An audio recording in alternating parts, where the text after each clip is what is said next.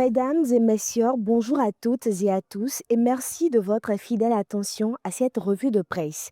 Au menu de l'actualité de ce jour, dialogue social autour du panier citoyen au Bénin, régulation des marchés dans l'espace ouest africain et engagement du secteur bancaire au Togo. Du dialogue institutionnel à l'urgence du panier citoyen, le CES ouvre un nouveau cadre d'échange pour rapprocher performance économique et réalité des ménages béninois. Réuni au Novotel Cotonou-Orisha, le Conseil économique et social a lancé la première édition du Forum national autour du thème panier citoyen et bien-être. Le président du CES, Conrad Baguidi, a insisté sur la nécessité d'aligner croissance économique et vécu quotidien des populations en misant sur la production locale et les circuits courts. Joseph Djogbenou, président de l'Assemblée nationale, a rappelé le rôle du CES dans le processus législatif renforcé par la réforme de 2024.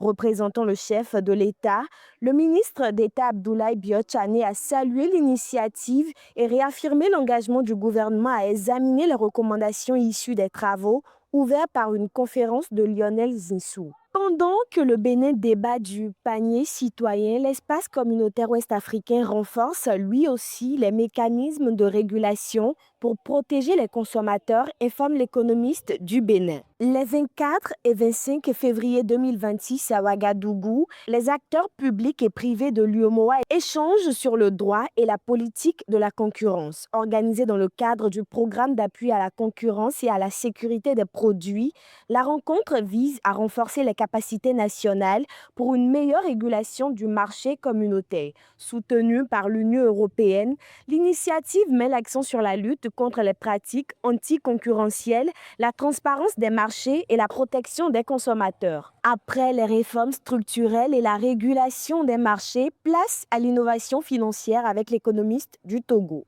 À Lomé, EcoBank Transnational Incorporated et UB2 ont signé un mémorandum d'entente pour connecter plus de 200 millions de portefeuilles mobiles à la plateforme bancaire panafricaine d'EcoBank.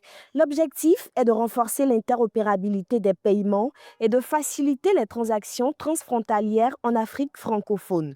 Le partenariat couvrira d'abord les pays de l'Union économique et monétaire ouest-africaine et de la Communauté économique et monétaire de l'Afrique centrale.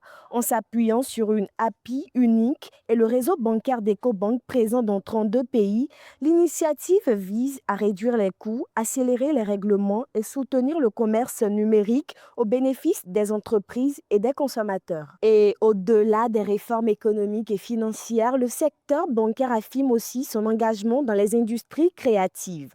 Bank of Africa Togo s'impose comme partenaire majeur de la 13e édition du Festival international de la mode au Togo, prévu du 24 au 28 février 2026 à Onomo Hotel Lomé, autour du thème Naître et renaître. À travers ce partenariat, la banque réaffirme son soutien aux créateurs, stylistes et entrepreneurs du secteur de la mode. Un stand dédié permettra d'offrir conseils et solutions de financement, confirmant la volonté de BOA Togo d'accompagner la structuration et la croissance. Ainsi s'achève notre revue de presse. Merci de l'avoir suivi.